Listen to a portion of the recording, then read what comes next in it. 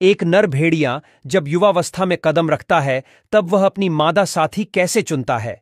मादा साथी चुनने की प्रक्रिया में नर भेड़िए को कौन कौन सी चुनौतियों का सामना करना पड़ता है और मादा भेड़िया कौन सी शर्त पर नर को अपना साथी बनाने के लिए तैयार होती है?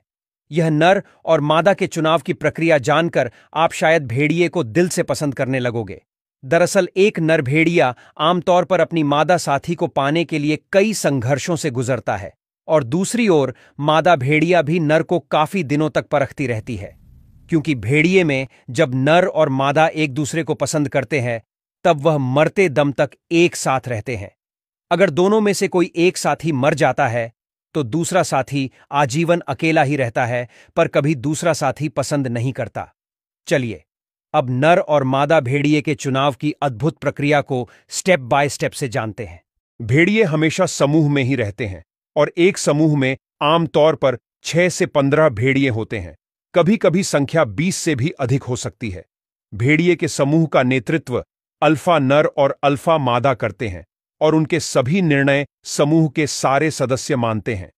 अल्फा नर और अल्फा मादा का मुख्य कार्य समूह की रक्षा करना, शिकार की रणनीति बनाना, समूह के दूसरे सदस्यों को कंट्रोल में रखना और प्रजनन करना होता है।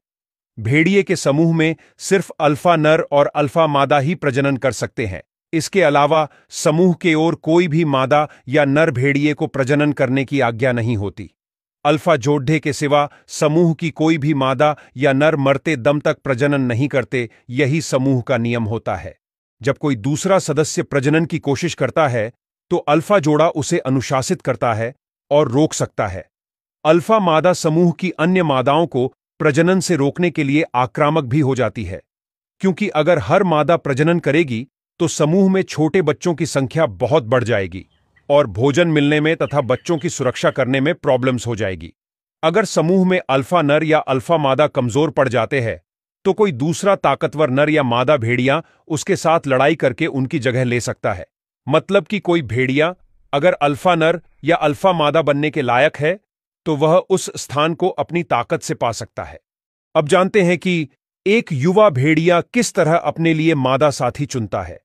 दरअसल जब नर भेड़िया युवा होता है तब वह मादा की तलाश करने के लिए अपना समूह छोड़ देता है, क्योंकि ज्यादातर भेड़ियां कभी समूह में रहकर मादा साथी को पसंद नहीं करता।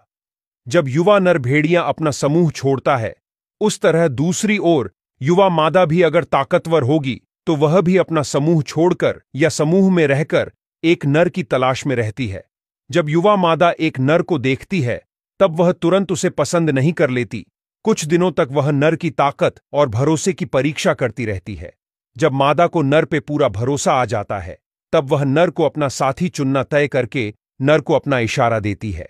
अगर युवा मादा अकेली होगी तो ठीक है, किंतु यदि वह अपने समूह के साथ होगी तो वह अपने पसंदीदा युवा भेड़िए के लिए अपने समूह को छोड़ने का निर्णय लेती है। फिर युवा नर और मादा अपना खुद का एक समूह बनाते हैं, जहां वे अपने समूह के अल्फा नर और अल्फा मादा बनते हैं और समय के साथ वे अपने समूह में नए साथी भी जोड़